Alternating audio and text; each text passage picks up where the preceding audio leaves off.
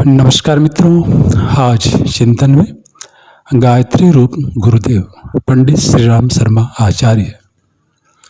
गायत्री साधना कैसे जीवन को प्रत्यक्ष कल्पवृक्ष बना देती है, वह अगणित सिद्धियां जिनका वर्णन विभिन्न ग्रंथों में देखने को मिलता है, वास्तव में मिलती हैं कि नहीं, यह उत्सुकता हर किसी को हो सकती है। कोई जीता जागता उदाहरण मिल जाए, मॉडल दिख जाए तो मानने को मन भी करता है। पौराणिक नियम व भूतकाल के उदाहरणों से संभवतः आज के बुद्धिजीवी मानस प्रभावित न हो, पर यदि वस्तुतः ऐसा कोई नमूना सामने हो तो बरबस विश्वास हो उठता है कि माँ गायत्री उपासना के महात्म्य के विषय में जो कुछ कहा गया है वह सच हो सकता है, क्योंकि प्रमाण सामने है। यह नमूना, यह मॉडल है स्वयं परम पूज्य गुरुदेव पंडित श्री राम शर्मा आचार्य जी का जीवन। 80 वर्षों तक उन्होंने जो जीवन जिया वह एक खुली किताब की तरह है।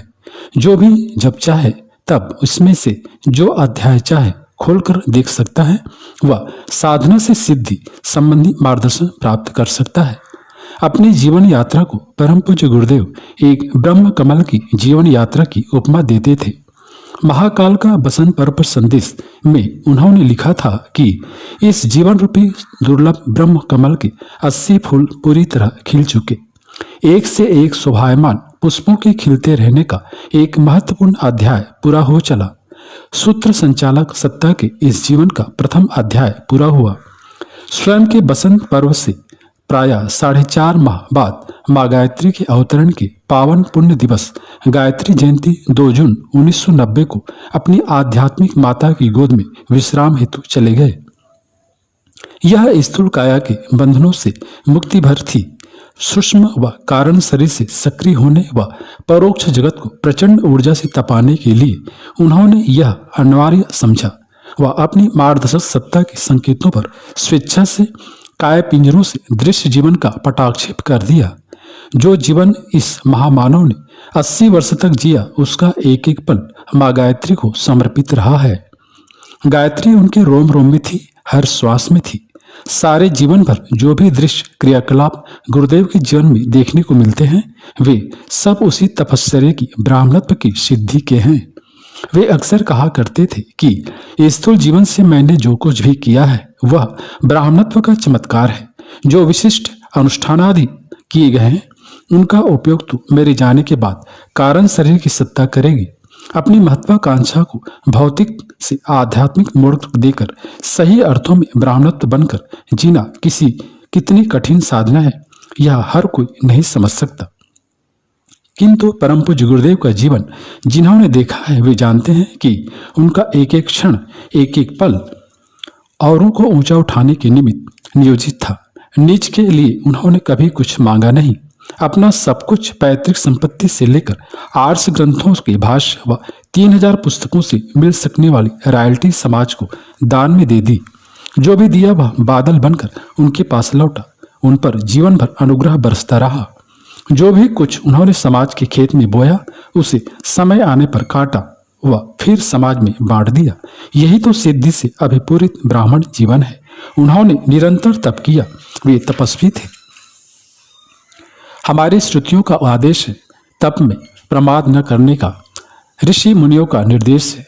तप से ही सृष्टि का उद्भव हुआ व सूर्य तप कर ही प्राण ऊर्जा का जगती के कण कण में संचार करता है।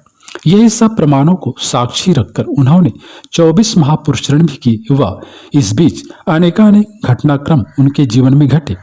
ब्राह्मण व तपस्वी सही अर्थों में वे थे व इसी कारण उन्हीं दिनों छिड़े स्वतंत्रता संग्राम में उन्होंने भागीदारी सक्रियता पूर्वक की।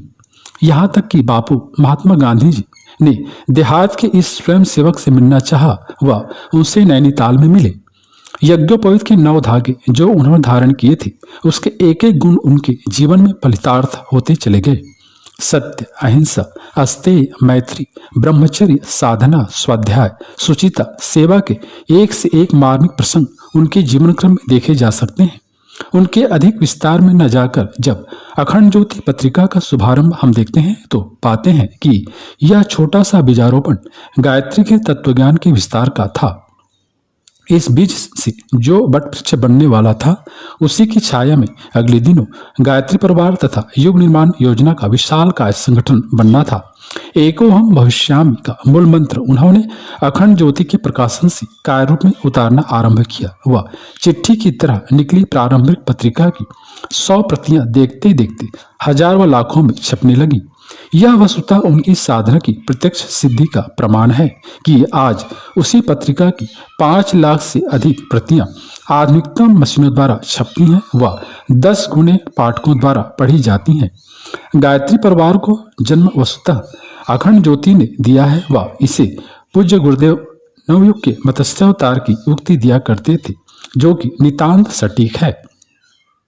गायत्री चर्चा नामक स्तंभ के माध्यम से पूज्य गुरुदेव ने अखंड ज्योति के पाठकों को प्रेरणा दी कि वे गायत्री उपासना को जीवन में स्थान दें। इसके चमत्कारी परिणामों से लेकर जीवन ऊंचा उठाने तक की बातें उन्होंने पत्रिका, किताबों व व्यक्तिगत पत्र से सब तक पहुंचाई। जिन्होंने सही अर्थों में गायत्री को समझा व जीवन में उनकी साधना को उतारा, उनका जीवन ही बदल गया। कोई अभाव था वह दूर होता चला गया, घर में साधन समृद्धि आ गई व प्रतिकूलताएं मिटती चली गईं। जीवन साधना के फलस्वरूप निरोग दीर्घ जीवन अनुदान रूप में मिला व सद्ज्ञान मिलते चलने से जीवन के भावी स्वरूप के प्रति दृष्टि मिली। ये प्रत्यक्ष अनुग्रह जिन्हें मिले उन्हें उन्होंने उच्च स्तरीय कक्षाओं में चढ़ाया व उनके माध्यम से नए व्यक्तियों तक प्रेरणा पहुंचाई। देखते देखते लाखों व्यक्ति जुड़ गए। गायत्री महाविज्ञान नामक एक विश्वकोश, जिसमें गायत्री साधना संबंधी सब कुछ जो पाठक चाहते थे वर्णित था, इन्हीं दिनों पहले 5 खंडों में फिर 3 खंडों में प्रकाशित हुआ। यह स्वयं में एक अभूतपूर्व रचना थी, क्योंकि अब तक गायत्री महाशक्ति पर कहीं भी संकल्पित रूप में कोई ग्रंथ नहीं था। संस्कृत में संहिताएं सब कोई तो पढ़ नहीं सकते थे, अतः सारे ग्रंथों से सार निकालकर अपना एक महत्वपूर्ण शोध प्रबंध उन्होंने जन जन को समर्पित कर दिया। 1958 में प्रकाशित इस ग्रंथ के 28 संस्करण अब तक प्रकाशित हो चुके हैं व न्यूनतम 25 लाख लोगों तक यह सद्ज्ञान पहुंच चुका है। अगणित व्यक्तियों की शंकाएं मिटी व गायत्री मंत्र जन जन के लिए बिना किसी धर्म, जाति, मत, पंथ व लिंग के अब सुलभ हो गया है। यह क्रांति गायत्री महाशक्ति की सिद्धि की ही परिणति है। अवतारी स्तर की सत्ता ही यह सब कुछ कर सकती है। गायत्री तपोभूमि की अपने 24 महापुष्करणों की समाप्ति पर अखंड अग्नि की स्थापना, 2400 तीर्थों की जल व रज की स्थापना उनके संक्षिप्त से मथुरा निवास के महत्वपूर्ण क्रियाकलाप हैं। यहीं पर 1958 में एक विशाल गायत्री महायज्ञ 1008 कुंडों में संपन्न हुआ, जिसमें 5 से 10 लाख लोगों ने भागीदारी की। गायत्री तत्वज्ञान को भारत के कोने कोने व विश्व भर में पहुंचाने की रूपरेखा इसी यज्ञ में बनी। इस यज्ञ से जुड़ी अनेकानेक विलक्षणताएं, चमत्कारी सिद्धियां समय समय पाठकों को बताई जाती रही है व वे प्रमाण है परम पूज्य गुरुदेव की गायत्री सिद्धि का।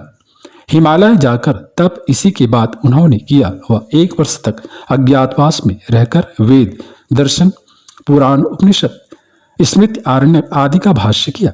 यह बहुलीकरण की सिद्धि का चमत्कार है कि जो काम एक व्यक्ति ने किया वह अनेक व्यक्तियों के श्रम के बराबर था। संगठन का सूत्र संचालन, पत्रिका का संपादन, नियमित पुस्तकों का प्रकाशन, निजी जीवन की तपश्चर्या, सभी को पत्र, दैनंदिन मार्गदर्शन, व्यक्तिगत भेंट मुलाकात तथा देशव्यापी दौरे, यह सब काम एक साथ सामान्य व्यक्ति नहीं चला सकता।